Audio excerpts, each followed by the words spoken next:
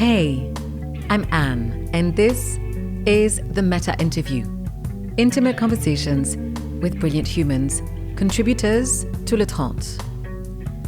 Named for Metta, the Buddhist practice also known as loving kindness, this show aims to bring unconditional friendliness to how we meet each other.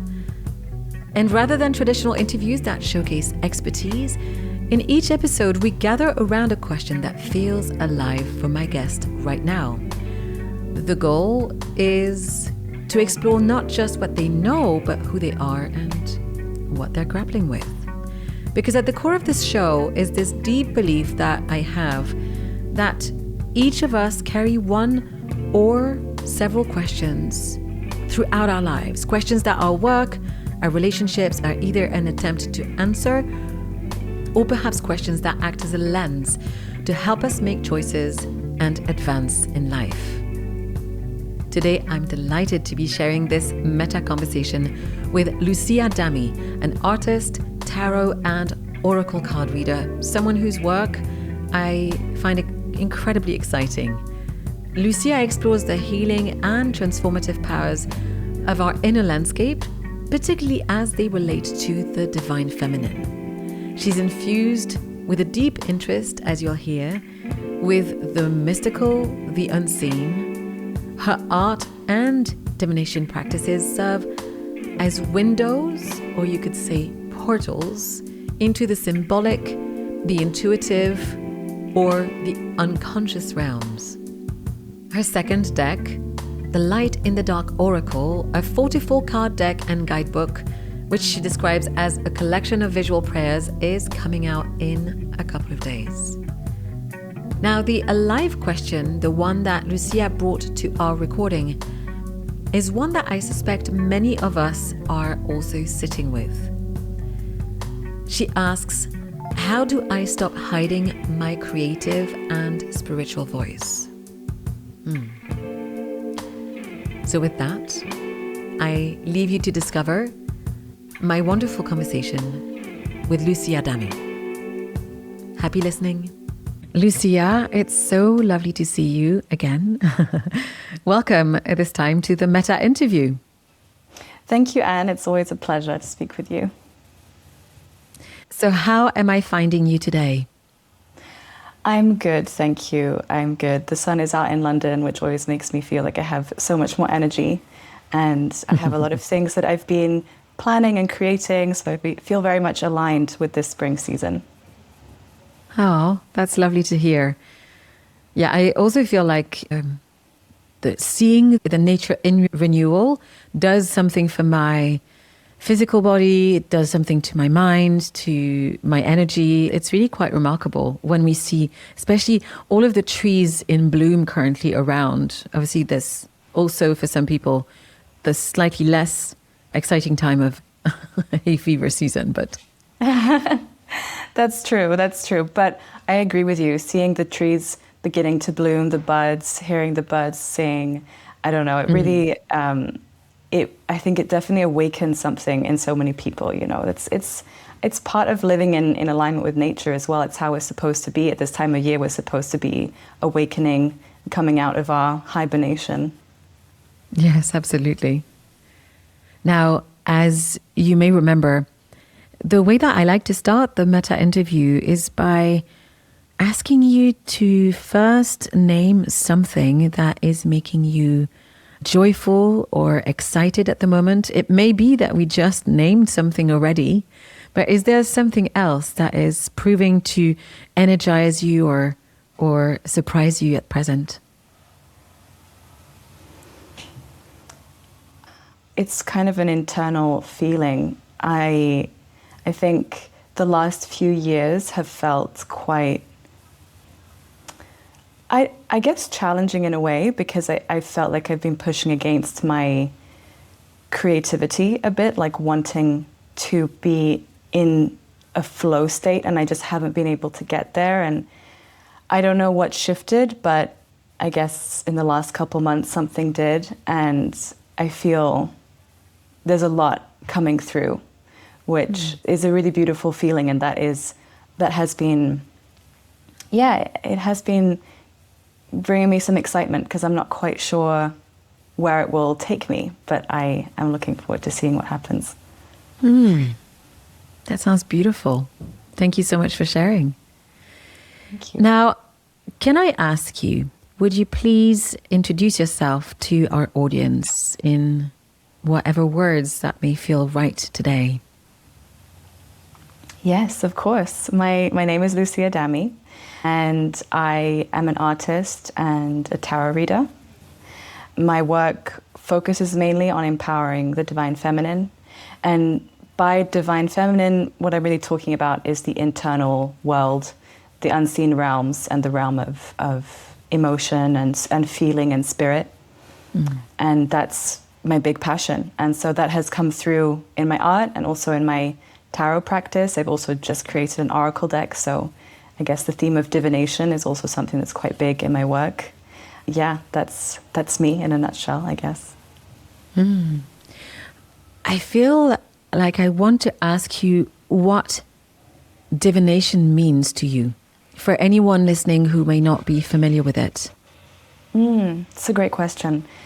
Divination for me means communicating with spirit. And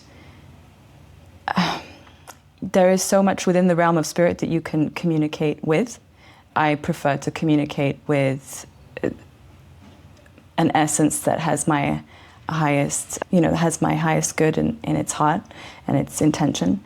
But divination is the act of communicating with the unseen. And so there are many, many tools across cultures that are used to achieve that. A lot of the time, there is some focus on bringing the future into light, so understanding what might happen, how things might unfold. I don't think that should be or is the main goal for divination. I think in its highest potential, what divination can give us is clarity and a kind of bird's eye view over where we've come from, where we are, and where we might go.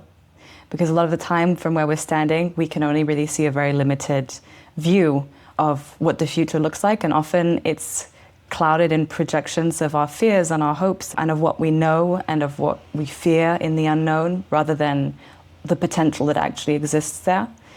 And so divination can kind of help us to unravel all of that and to see, where we could go that we might not even be able to imagine, That's the way that I like to use divination, at least. It's interesting you said that, and I felt the need to use that hand gesture as if using divination you get projected upward, up and back to gain perspective. It's interesting to have this physical response to the images that you were bringing to me. And it's making me want to use divination. I can see how what you're describing, especially in a time of contraction in our life, when we are stressed or fearful or find anxiety, which I think is probably a lot of us, given how things are going in the world at the moment. I like this idea of being able to unveil potentiality. And I guess a sense of connection to self, but in a different felt sense. If that makes sense. Yeah, exactly. And for people who don't necessarily relate to the language of, connecting to spirit or something divine or the spiritual realm, divination is a great tool to connect to your subconscious. And you might see a kind of parallel between the unseen realm spiritually and also the unseen realm psychologically. So, our subconscious mind, because our subconscious holds so much information about us and why we are the way we are and why we've done what we've done and why we choose to go where we choose to go. And so when we tap into that power, we can really unlock a lot of potential, so much potential. And divination tools like tarot or oracle cards, they speak in the language of symbols, which is the language of the subconscious. And so when we pull these cards, we're immediately engaging with a different aspect of ourselves and a different voice. So I like what you said about, it's communication with self, because it's true. It's not just communication with spirit. It's definitely communication with a voice outside of the the voices that we engage with all the time in our heads, you know? Yeah, I call that the inner roommate. I love that. Now, I love to ask several questions to help showcase different aspects of who you are. And I'd love to ask you to go back in time and particularly ask you about a childhood memory that still makes you smile. So what is a memory that you can tell us about that still brings a smile to your face?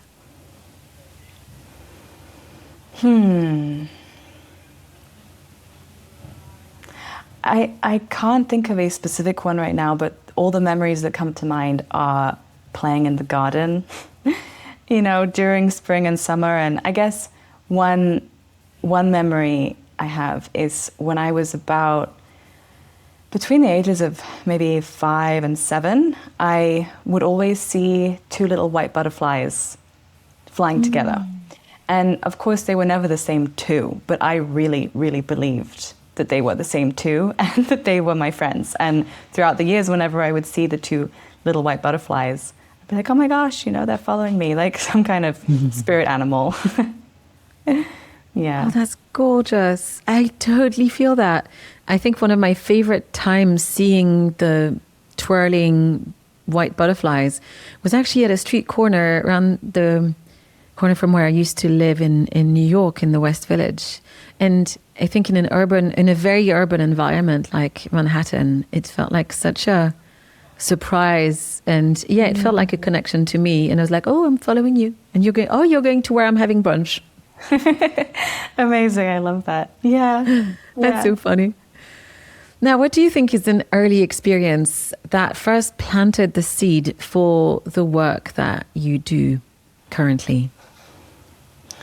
Well, I've always been drawing ever since I was a really young age. I was drawing, and I was very close to my grandparents on both sides of my family, and they were artists. And they really encouraged me to draw and to paint. So I was always engaging in my creativity. And I was also always engaging in the realm of my imagination deeply. And at school, you know, I was really, really shy. But I did have friends, but I was shy. So when we would be playing together in the playground, if something happened that made me feel at all uncomfortable, I would literally run away. I would run away and just pretend I was in my own world, and I enjoyed. I would play on my own. I would be a horse, be an animal, be this, be that, and I would play on my own. So I had a very rich, imaginative world that I was actively engaging in, as well as, you know, drawing and things. I think the only times I remember being told off in my classroom was because I was daydreaming. And I was in my own world, and then my teacher would be like, where are you? What are you doing? Because I'd be looking, just gazing off into the distance, or God knows what, doing hand gestures with my hands because I was somewhere else. And so I've always had that essence of being in touch with that side of me, the imaginative, creative side. But when it comes to the divine feminine work, that didn't come until much later, when I was maybe 19. In fact, in our other conversation, our other podcast episode, I did speak about my experience with having an ovarian cyst and having to get that surgically removed, and that was very much an initiation into the divine feminine work that I'm doing now. And even at that time, I wouldn't have called it divine feminine work because I don't think that term had reached me yet. Yeah. I just understood it as healing myself and kind of landing into being a woman and what it meant. It's great that you bridged that, because I was going to ask you to tell me how you had first become interested in your current field, but I guess your current field is an intersection of being an artist, working with divination, and working with the divine feminine. So perhaps you can tell me at which moment in your life did you feel these 3 interests or passions or themes sort of get together, where the spark, let's say, suddenly made sense for you? I think it was around the time that I just mentioned when I had to have this surgery, and I was connecting with my body, living in a female body, and what that meant, and what that also meant on the one hand physically, but also spiritually. And I was already very much on my spiritual journey, and that was part of the issue, because I hadn't yet balanced it out with, being in my physical self. I think around then I began to kind of bridge the gap between the space where I was using tarot and engaging with the very spiritual side of me, and then using the gifts that I was receiving from that space and channeling them into like, okay, well, how do I use this to kind of heal and really be in myself and figure out what it means to be present in my body. And art was just always, the alchemy for that process, the thing that connected everything, because I was using art to help me, embody my power and to help me see myself in my power. I was doing a lot of self-portraits. It also was the thing that it's always been the practice that has helped me make sense of my inner world by putting it on paper and making marks of it in the physical world. And tarot was that space as well, where I could bridge those two spaces. And I think that's why I always knew I had to make my own tarot deck, because I had to bring that into that space too, which I eventually did. Yeah.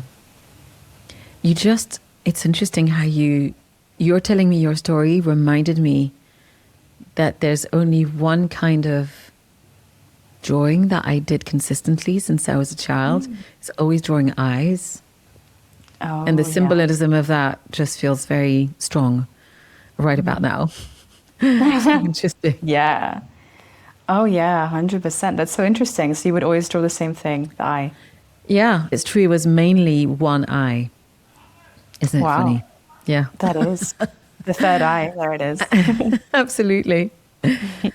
Now, if you could describe your professional journey as a kind of journey, so it could be, I don't know, a climb, a descent.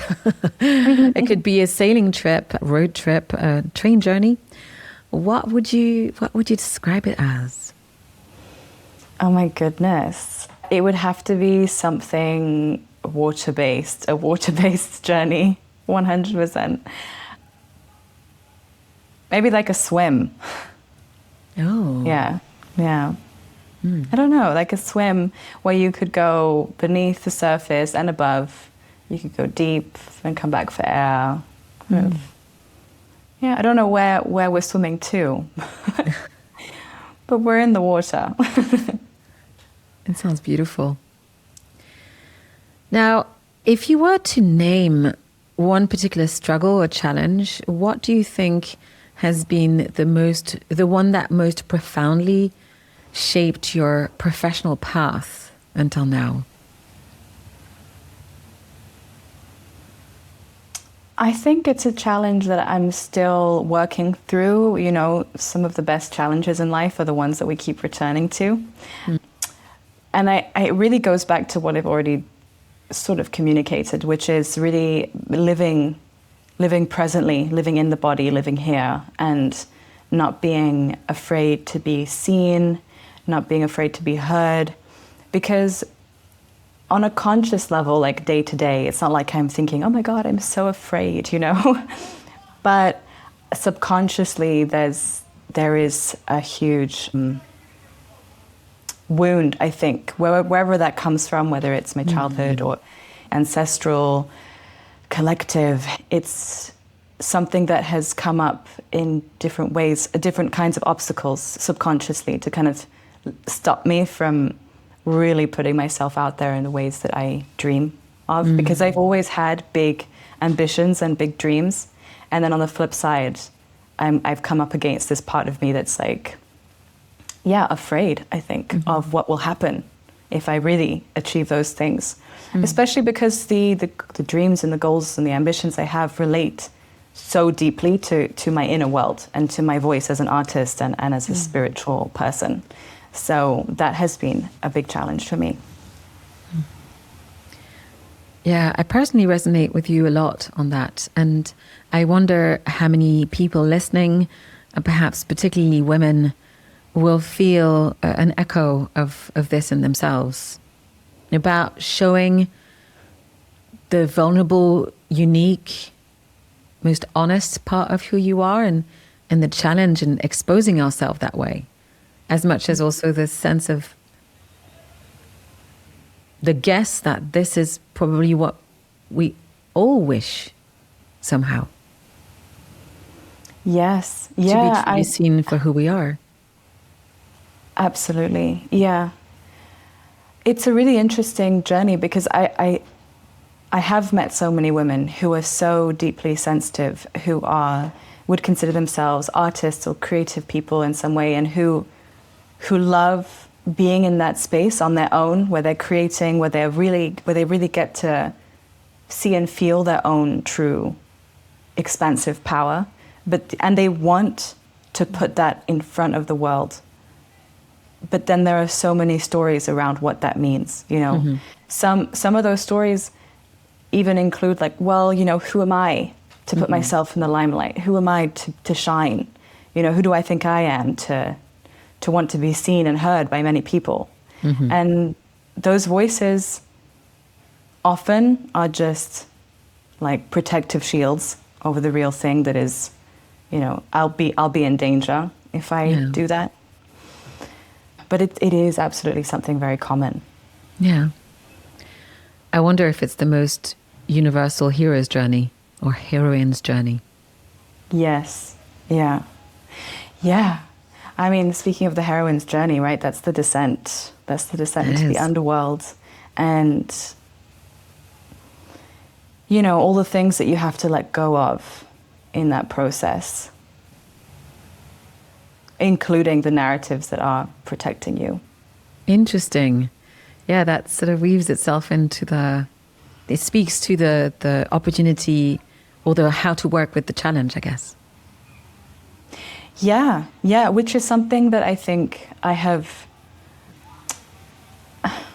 what's the word? I guess, found along my path recently, that the power of mythology and the power of, you know, the goddess myths, especially the myth of Inanna, which is one of the first, or the original goddess myth, the descent of Inanna into the underworld, and how these stories and these symbols can help us to make sense of what we're going through in life. And I've come across my own pattern of feeling defeated so frequently throughout my life, where I'll have all this momentum build up, and I'll be like, yes, you know, I'm ready. I'm on the path to my dreams, and then something will happen, like emotionally, physically, mentally, something will happen to kind of put me into this space of shutdown. And I've never been able to control it. But recently, looking at it from the perspective of of mythology and through the lens of this descent myth and cyclical living and the cyclical nature of the female, I've been able to bring more consciousness to that space. And instead of fearing like, oh, when is that going to happen? When is that darkness going to kind of bring me down again? I've come to look at it as something that I expect will happen. And how can I be more prepared and bring my consciousness into that space rather than just, you know, surrender completely to it, you know? Mm-hmm. And it's been interesting. I think it's partly why I've been feeling so much more creative recently, because that fear hasn't been taking any of my energy. Mm. Oh, I'm so glad you said that, because I wanted to ask you for some reason about your energy, about how you're working with that challenge. How do you feel your inner... I don't know why I'm asking you this, but I think I know why. I don't know if that's true for you, but do you ever feel like perhaps the energy you have is very buoyant, but there's a worry about it overtaking? Yeah.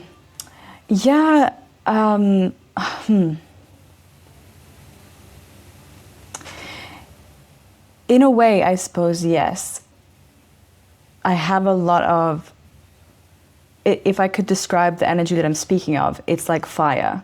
And at the same time am so comfortable in the watery space, which is funny because when you ask me about the journey, I'm like, oh, it's definitely in water, you know, because I'm my comfort zone and the space where I feel more in connection with my creativity is in that space of just openness, of flow, surrender, and just like, let's see where life takes us. But then I also have a lot of fire that I don't think, learned to feel safe with. And that's where the feeling safe comes in, because fire and that creative, passionate, ambitious energy needs a container. And also when you learn to contain it, you inevitably do become more visible. You take up more space, you take more action on the things that you want, you're more direct. But if you don't contain it, then it just kind of burns you out. And I think that's kind of what I've done in the past is I'll feel this fire build, and then I won't sleep, I won't eat, I will just be in creative mode. I'll be, you know, up all night drawing, creating projects, writing, you know, and then I'll crash because obviously it's not sustainable because I do have a body and I need to take care of it and I need to find balance. So I'm learning to balance those two energies, I think, which I guess you could also think of as like the yin and the yang. Beautiful. I don't know if this feels right for you, but I notice as well, personally, that possibly my most embodied, when I feel like I'm really in my senses, when I feel like I'm absolutely present and I can feel everything, is often when I am in water, when I'm having a swim, where I'm having a shower or a bath. There's something very interesting about how water can, and I don't know if this works for everyone. So for our listeners, don't hesitate to drop me a line and let me know what it's like for you. What is your most embodied state? But yeah, for me, I know that particularly, you know it, Lake Geneva, if I'm having a swim and there's nature around and it's a very sensorial experience, and that really brings me right where I am. Oh, beautiful. Yes, that's such a great question that you're asking people to connect with, because I think it's so important to know what it is for you, right? I love being in water. Living in central London, I don't really have access to that as easily as I did when I lived in Geneva. But you know, maybe the Thames is going to get the treatment that the Seine got in Paris, and maybe there'll be a beach in the center of London sometime soon. Well, I'm finding it hard to imagine, but if the French did it, why can't we? Yeah.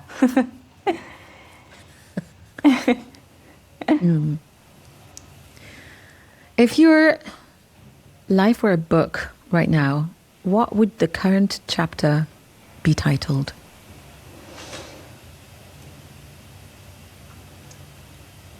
Oh my goodness, I don't know. I want to say that it would be titled something like The Beginning, because I feel like I'm at the beginning of something.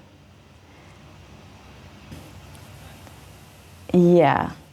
I feel an awakening. I definitely do feel an awakening. I think an aspect of me that has been hiding for a long time is no longer wants to hide.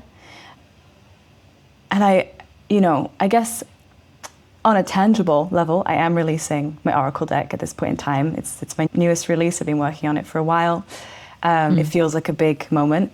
And I'm also releasing, I have an art exhibition planned in June. And I've opened my community space where it's the first time that I have an online community space where I get to connect with my community who are interested in the things that I'm sharing on a much deeper level. And just these three things alone feel like things that I've been wanting to do over the last couple of years, and I just haven't been able to just do it. And it's funny to me that they all feel like they're happening at the same time. I mean, they're all happening in the first 6 months of 2026. And I don't know why the timing is like this, but it is. And I feel like because of these things, I have been putting myself in more visible spaces where I can be seen and heard in a way that I haven't really allowed myself to be before. Yeah, and we're speaking a lot about being seen and being heard, but really the desire behind those forces is the desire for connection. And I think so many people are craving that at the moment. And I think maybe that's also part of the timing of me shifting into this space in my own journey as well. Yes, thank you for making that call back to what the desire, what the spark is underneath it all. Now, before we go toward your question, your big alive question, I'd love to ask you, what's something people might be surprised to learn about you?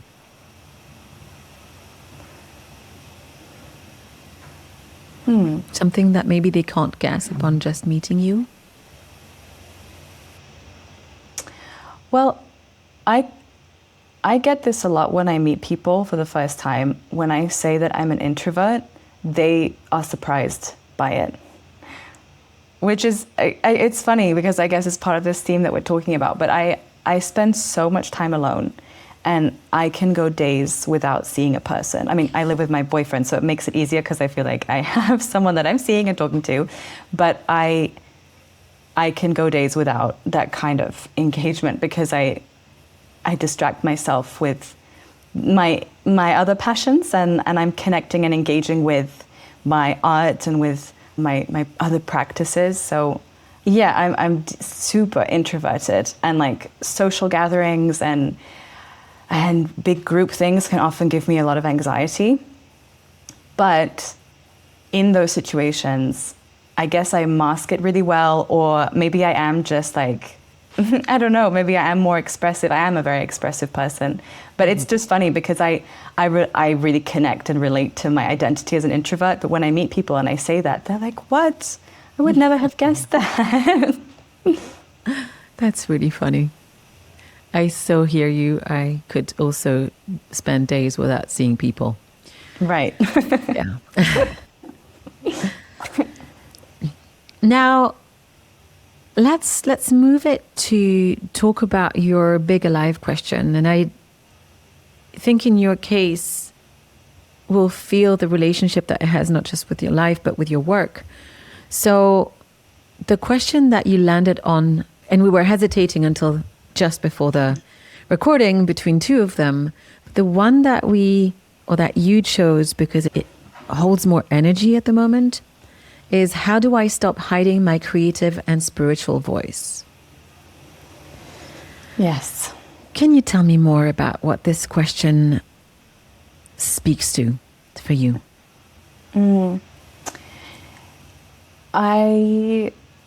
Ever since I was a young child, I've always felt this really strong desire to express myself. And at the same time, ever since the beginning of my life, I've had a strong fear of being seen and heard and spoken to and looked at and like having attention on me. When I was a kid, it was super, super strong. But equally, I remember from a very young age feeling like a really big desire to express and to, you know, to make art and to dance and to sing. But I've just always had that polarity, that push and pull of wanting to be seen or just wanting to express myself and then hiding from the world. And now I guess I feel grateful that somehow, despite that, I still managed to make art my full-time job, and I am seen and I am heard, and I do have a platform and an audience that I'm so grateful for. But I've carried that contrast with me up until now. And we've spoken a little bit about how it's quite a collective wound for women in general. And it's something that has also informed what I teach and how I help to empower other women, because I've journeyed with that and used it as fuel throughout my own life. And along the way found different tools and different keys that can help to unlock more of that potential.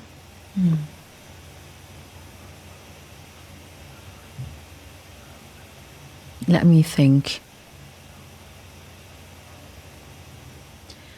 I remember us in our pre-recording conversation talking about the meaning of a spiritual voice for women, for your ancestry, the women in your lineage, and the perhaps in a broader sense, most women's lineages.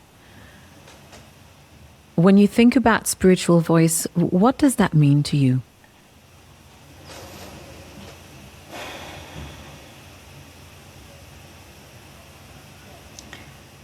The spiritual voice is the voice that holds truth despite it not having logical reason to it. So it's the knowing that you have that you can't explain. It's also your ability to communicate with the unseen. So many women have, extrasensory gifts. Will have had women in their lineage who had those gifts who were also punished for that, called witches, who were feared for their connection with the spirit realm. Even, as things as simple as just being a herbalist, being in connection with the voices of nature. It doesn't even have to be that you're communicating with the ghosts or anything, but women have been seen as a threat. Women who are in connection with their spiritual voice have been seen as a threat throughout history. And I guess if I could define the spiritual voice, it's the voice that lives outside of reason and logic and evidence and structure. It's something that comes from within, that exists in nature, that exists in dreams, that exists in silence and stillness, and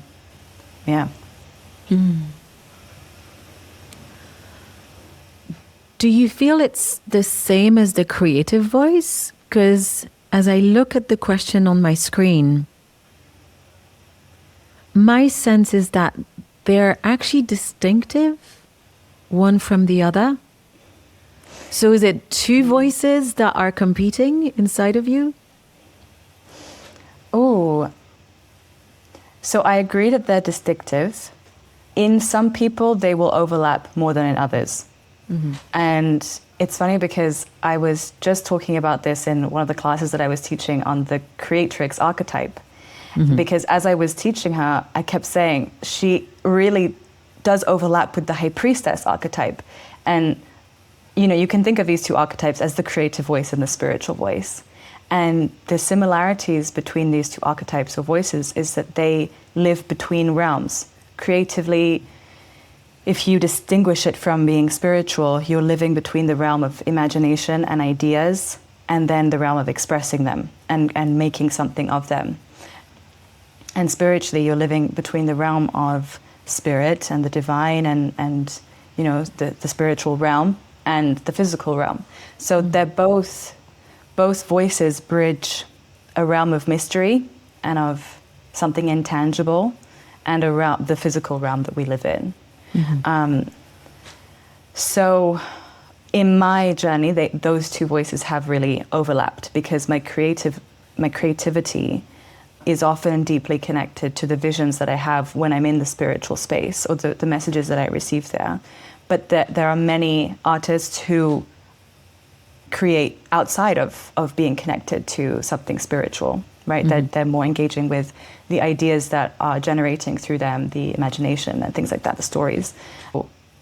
This is an interesting question because I think that they are separate and they do have their own separate fears, but then they also overlap. Yeah. So what are the ways in which you're trying to work with this question? I want to say try to resolve it. I don't know if that's the right word. Well, something that we maybe haven't touched on in this conversation yet is the very visceral darkness that comes with that wound. Because I think for anyone who can relate to this story, it's not just like, oh, I'm afraid and now I just have to deal with the fear. The fear will manifest in very challenging experiences emotionally. And I mean, like, for me, I've even got sick at times. Like recently I had a flu and a cough, and it's like, okay, here's another way that, I mean, the way that I see it is like, here's another way that that subconscious part of me is wanting me to not speak and not say what I want to say. And people who are really sensitive will often, you know, go into some very difficult emotional spaces that feel really impossible to come out of. And one of the ways that I've been working with this challenge is by preparing myself better for those dark spaces, because when I have gone into them in the past, I guess an instinct is to try and distract yourself, right? So whether that's going on social media or, you know, just filling the space up with things that numb what you're feeling. Also because sometimes it's like, I don't even know why I'm feeling this, because I can't, it's not like something just happened to me and now I'm feeling these things. It's a very subconscious experience. Like it bubbles up, right? And you kind of drown a bit in the energy of it. And we often, our ego will put stories to it and be like, well, it's because this person is, you know, has done this and they've made me feel disconnected from my power, or these experiences in my life have made me feel this way. But what if we just strip it back and like really feel what's going on and allow it space and presence? So I've been trying to be more present in those moments, and I've gathered some new tools, like I said, mythology, and finding a way to put a story to it that is more beneficial than the stories of like, well, these things happened to me and that's why I'm like this, and trying to analyze it or blame or shift, you know, the narrative, but instead being like, okay, well, I'm here, and how can I be more present in this space and give it a new story that has more hope? So if I think of the descent of Inanna, which was inspired by the ancient Sumerians looking at the cycles of the moon and how the moon each month would slowly descend into darkness and then slowly come back into her fullness, into light. And so the myth is that Inanna goes into the underworld, she dies, and then comes back to life. And putting that story to these moments, or these, you know, these emotional journeys or things that we move through, helps us to give a new perspective to it, and maybe a framework of how we can move in and out of it with more consciousness and more power. So what I'm hearing you tell me is, and this is how I'm hearing it, is that you working with this question of how to work with your creative and spiritual voice means that there are times where you'll feel the fullness and the ability to use and express those, and moments where you go back down and you need to regroup and be in hiding. Is that what you're sharing? Yeah. Sort of? So, yes, I guess that's what has been coming up for me personally lately, is because the one thing that has stopped me from going into the space of expression and more visibility and more connection on an authentic level, so that I can connect from a space of my true creative self or my true spiritual self with other people, and create communities and spaces where that can really come to life. The thing that has stopped me is the fear. And for me, that fear has manifested in very challenging emotional spaces where I feel like there's no way out, and there's no point of trying to get out of this space, and I should never have tried to be creating what I've created. You know, these really kind of almost evil voices that can show up in us. And I came to a point where I just started to be like, well, this is, I guess, something that I'm going to have to deal with. It's a pattern. It's part of my journey. But recently, I've realized that actually, it can be a part of my cyclical self. It's okay. There's a new kind of acceptance in that, but it doesn't mean that I have to find it so challenging. And so, bringing these tools of mythology and dream work, or other practices into that space can really help to make it so that you don't lose the momentum that you were already building when you were in your full moon moment. Sure. You know? But I guess I also want to say that another way that I have always combated this fear is just by putting myself in those positions. So instead of trying to get perfect before I do it, I think there's something really powerful about just putting yourself in those spaces as a way of rewiring your sense of safety around it. Because the more you do it, the more you realize it's not so scary and that you are capable. It doesn't mean that you one day wake up and you feel like it's super easy, but it helps to expand you gently, and or not so gently, into becoming more and more of that version of yourself.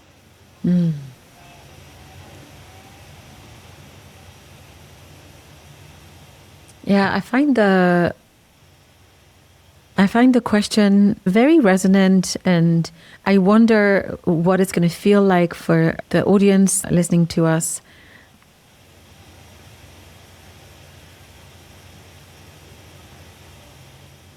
You chose the words, and I find it interesting that you used the word stop hiding. So we've looked at what the creative voice means and what the spiritual voice means, already two very interesting loaded terms that tell a big story. But you also have this stop hiding. Would you tell us what that means at this juncture in your life? Yeah, I think, and I know I've come across so many women who can relate to this story where we shrink in order to make other people feel safe, or that they can express their emotions or their ideas or their fullness and not be shut down by ours. And so in my life, this has been a theme, especially because I've always been so sensitive.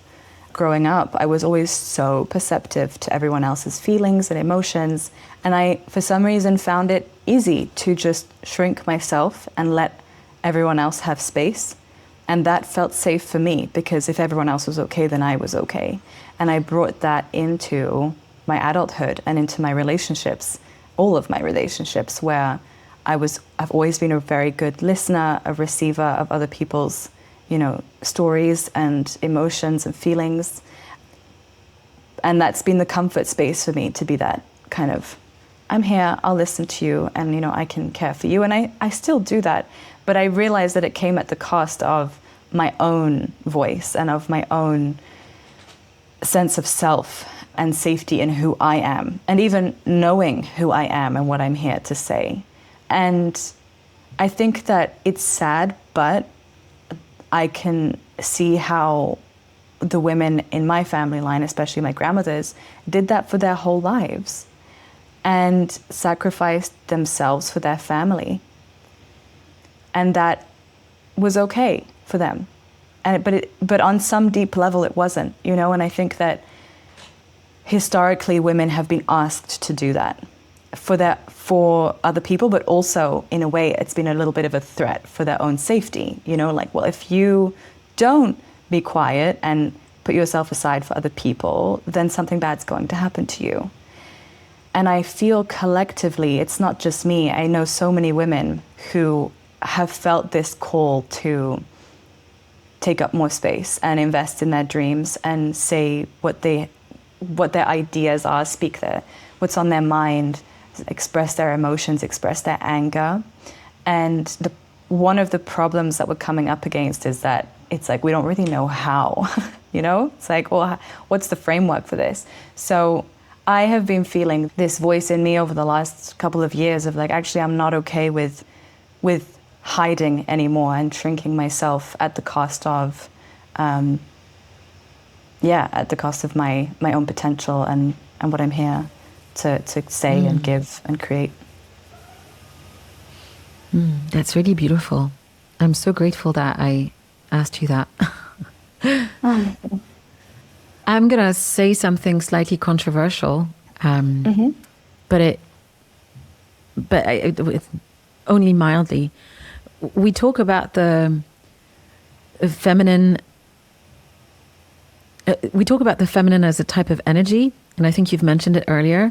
And I know that in my lineage, the women that I can relate to, that I got to know in my family, had very little, if any, spirituality. They felt disconnected from that completely. And I remember working with a therapist in somatic experiencing and uncovering this image as if they had been plastered over. So this energy, this thing that they had in them, it could not get out. They couldn't even connect to it. But similarly, and that's what I think is slightly controversial, the most spiritual people in my family have been men, and they were also asked to disconnect from their calling. Wow. Whether that was to be creative, my father desperately wanted to be a pastor. He was a man of faith, a teenager of faith, and his mother refused and decided not to speak to him for a whole year. Or that's at least the story he told me. Wow. I know. Tell me about it. Wow. And he ended up at the end of his life reconnecting to his faith and going to study theology at Geneva University. Because there's a lot of creativity and ideas and interpretation about life and the world that you could say is akin to mythology, right? Religion, mythology, potato.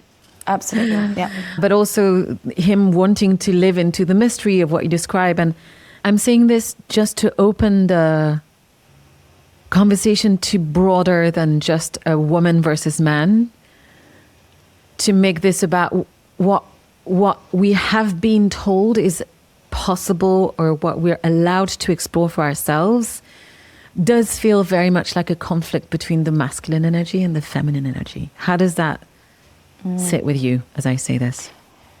Yes. Well, thank you for sharing that. I think it's such an important perspective to bring into this conversation. I have strongly taken the perspective of a woman and teaching women because that's what I know. And I've looked inside of myself and I've gone, oh my goodness, there's so much to cover here. Like, let's just focus on the women for now. But the divine feminine essence lives in men and women. And so, yes, I mean, that is such a moving story about your grandfather. Did you say your grandfather? No, it was my father. Your father. Wow.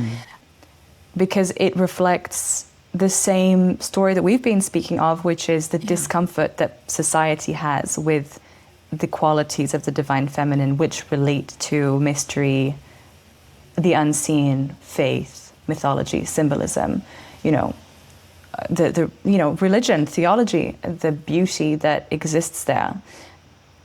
And the reason why women have come to this space, this place throughout history is because men have been so uncomfortable with the divine feminine. Men haven't known what to do with it. It's too powerful. It's too untamable.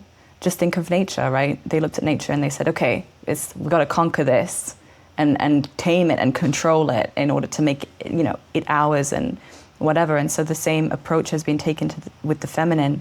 So any men who are called to connect with their inner feminine will also face the same challenges through a different lens, but at its core, it's about fear.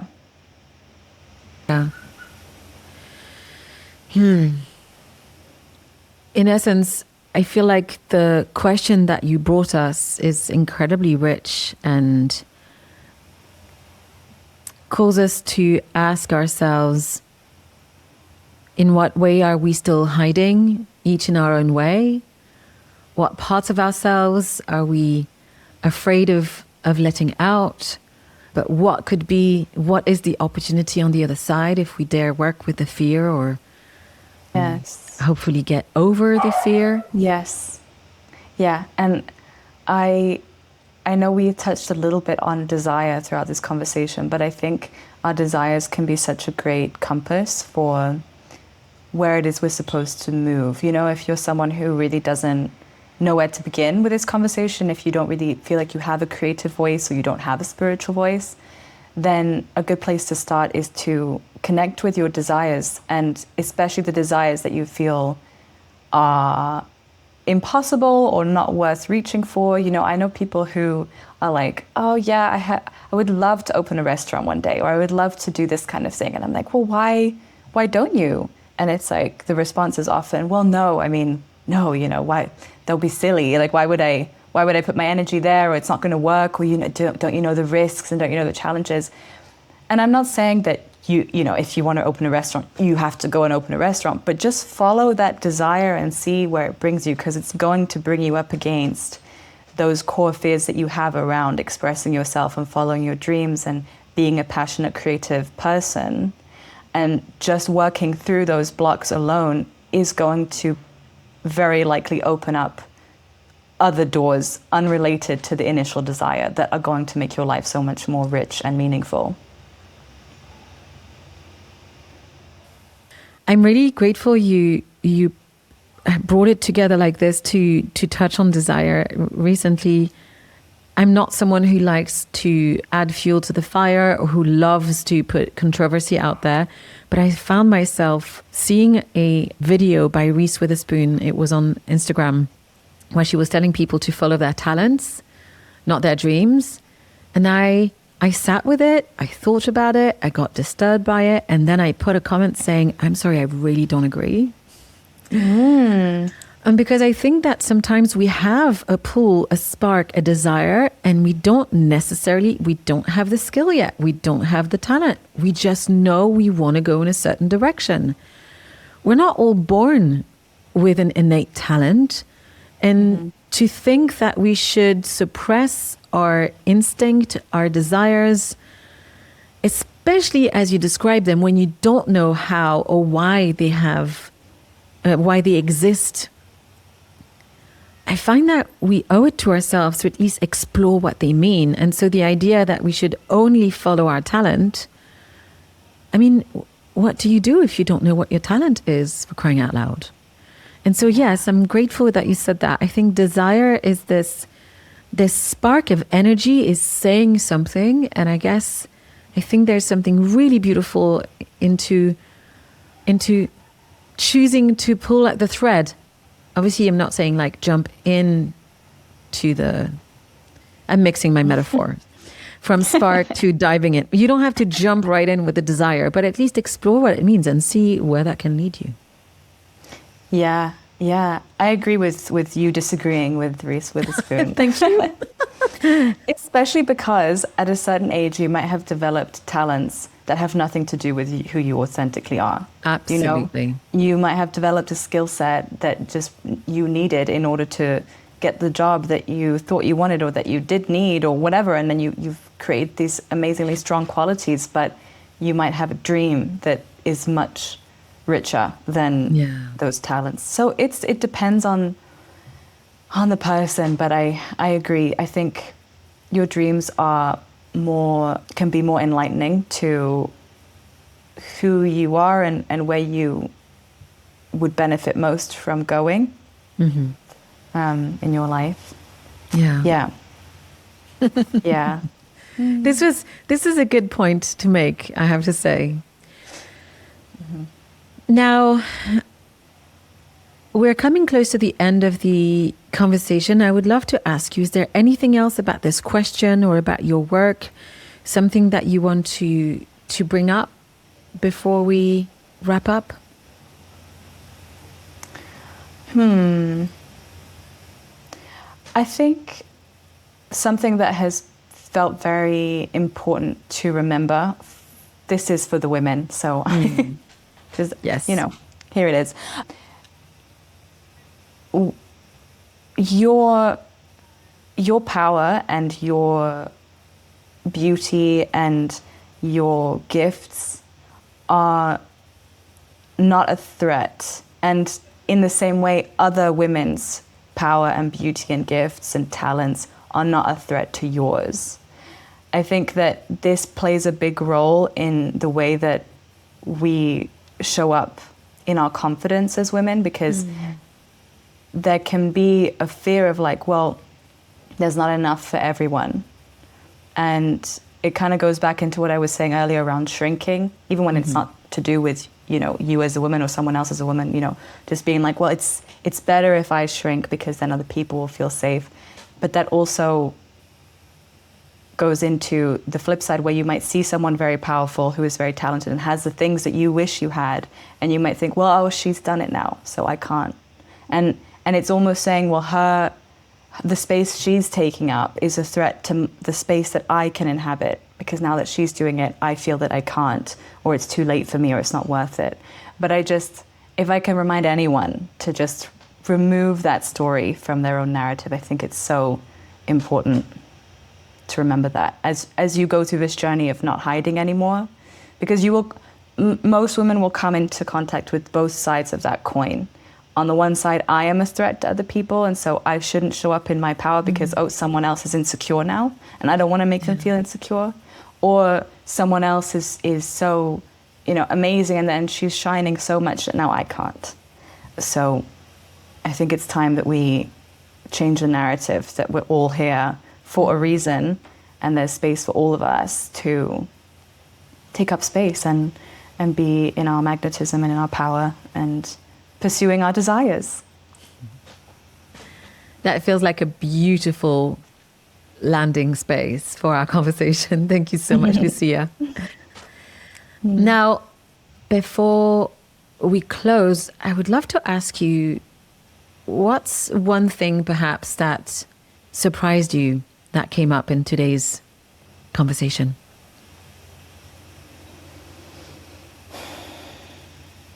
I think I was surprised by the way that desire found its moment to shine in this conversation as something that has a lot of importance in the journey of not hiding anymore and not fearing our own spiritual and creative voices.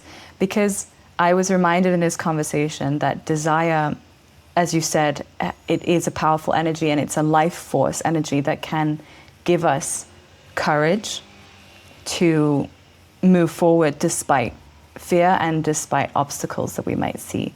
Desire is a really powerful, forward-moving energy. It's also a energy that has its own shadows and wounds. The way that we connect to our desire can feel difficult, but even just connecting to it on the level of like, what is it that I'm dreaming of? What is it that I want? And beginning to excavate the core of that desire can give us so much courage to be able to take those leaps of faith.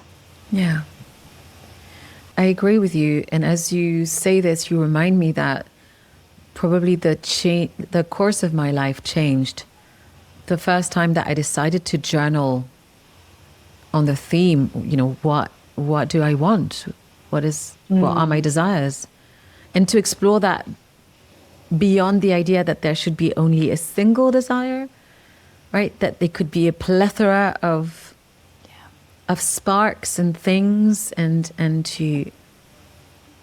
I think that, to your point about what this means perhaps for women as well, I think that is part of the work of the descent, of going inwards and going in search of what it is that animates us.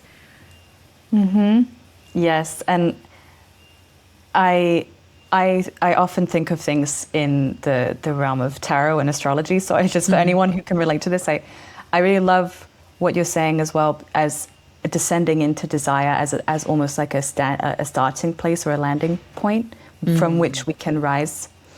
Because in astrology, the first sign of the zodiac is Aries, and Aries is this sign that says, I'm here and I want this. So there's something that I want and I'm moving towards it, and I'm here in my fire and my passion and my desire, and nothing can stop me. And then it goes on a journey. And in tarot as well, in the major arcana, you have number 0, the Fool, which is the full potential, the opening of the story. But then the first archetype that the Fool meets on its journey is the Magician, which is, again, this I'm here and I have a desire. And from that place, a journey begins. Ooh, I love that. I know. Thank you so much, Lucia. That was such a wonderful conversation. I really feel enriched every time I come into contact with you and the work that you do and the art that you put out in the world. So I'm incredibly grateful that you are working to stop hiding and to put your creative and spiritual voice out there. I would love to ask you, how can people connect to you? What is the best way for them to discover your work, what you do, and tell us more? Well, thank you so much, first of all, Anne. And I really appreciate the spaces you open to have these conversations. And you have such a talent for drawing the story, the resonant story out of people. So it's really beautiful. And yes, so I mostly share my work and myself on Instagram, but I have also just opened a Patreon where I'm currently hosting my online Divine Feminine Archetypes course. And I'm really excited about this space because it's a container for us to be able to have deeper conversations about the topics that we've covered today. I also have classes on the Divine Feminine Archetypes that I'm releasing seasonally this year. So now we're in spring season and we're covering the creatrix archetype, which we've spoken a lot about today. We're also going into the lover archetype, which she relates deeply to that realm of desire and connecting with her desire. And we're also covering the maiden archetype, which is kind of the aspect of ourselves that is open to discovery and exploration and transition and change. And I have meditations in there, and I'll do live Q&As. So it's really a space where we get to deep dive into the feminine, the cyclical living, the different phases of being a woman, unlocking our power. And I'll be doing a lot of different things in that space too, like talking about tarot and things. But for now, it's just mainly the feminine archetypes. So I would love to see anyone who's interested in that space and connect with you there. I'll make sure that Anne has the link for that. What's the name of it? The Mystic Feminine. The Mystic Feminine. Awesome. Yes, I will make sure that all of the links are available for everyone who wants to come and discover. Well, thank you so much, Lucia. I hope that I will get to see you again very soon. And I'm very grateful for the time and the space, the energy that you gave to this conversation. So I hope until next time. Yes, until next time. Thank you so much, Anne. Take care. Bye. Hey, thank you so much for joining me for this conversation on the Meta Interview.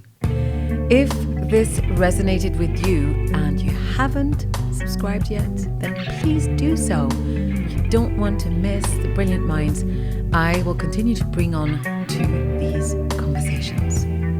The Meta Interview is available wherever you listen to your podcasts, and you can also watch the full video conversations on YouTube.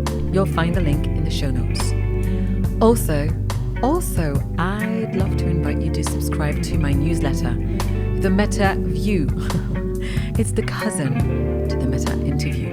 You'll find it at themetaview.com, and it's meta with 2 T's. In that newsletter, I regularly share written reflections and insight that complement these conversations. That's where I approach and work through life with a mindful lens. If you're intrigued as well about the masterclasses that my wonderful, brilliant friends and guests are offering through the Tente, if you're excited and want to know about our events online and in person, about coaching and or working with me one-on-one, visit letrente.com, that's letrente.com, to discover more about our community and our offerings. Now, before I leave you, your engagement helps these conversations reach more people who may benefit from them. So please do me a huge favor. Share this episode with someone who may appreciate it. Leave us a rating, a review. You can even comment on each episode on Spotify, for example. So every little bit of support will help, and it's really lovely to hear from you and to find out what you think about what we're putting out in the world. Until next time, thanks for listening.